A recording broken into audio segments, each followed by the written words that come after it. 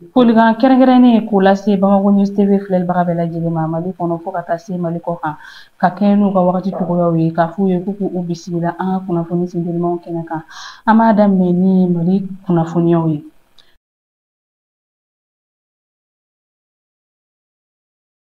Kunun juma n'o bɛnna marisi kalo tile 14 san 2025 an ka finitigilakaw ka kunnafonidi siraw o bɔra ka kunnafonidi kɛ k'an ka Mali finitigilakaw ka wulikajɔ kɛra sababu ye ka mɔgɔjugu dagayɔrɔ dɔ ci kungo kɔnɔ min ni gɛlɛjɛ tɛ tɛmɛ kilo 15 kan. Dogere tun bɛ cercle kɔnɔ Segu marabolo la.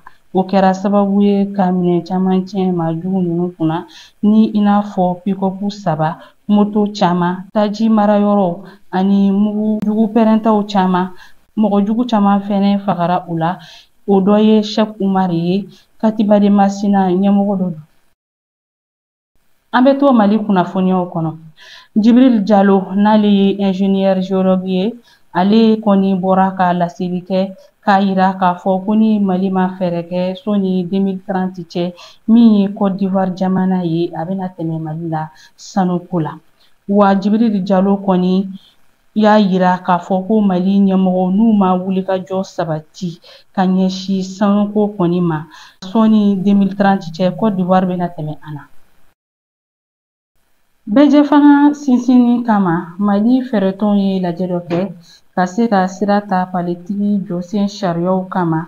O hakilina bɔra jɛɲɔgɔnya baaraw la min kɛra Forum des partis et mouvements politiques ale ni l'Initiative des partis politiques pour la charte fɛ. O kɛra ka se ka ɲɛkurafɛya Mali politiki baaraw la.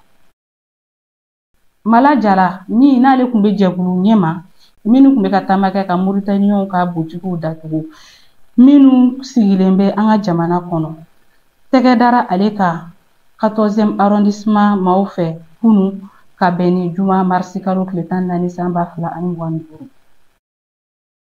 An bɛ taa jamana kɔkan kibaruyaw la.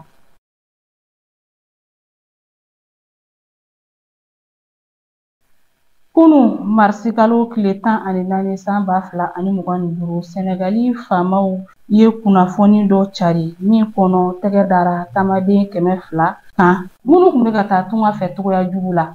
Ni ne bɛ dan sigi an ka bi kunnafoni sentelimaw la an b'a fɔ aw k'an bɛn a ɲɔgɔnna wɛrɛ aw ni ce a ka ɲɛmadali ani aw ka kulomajɔ la.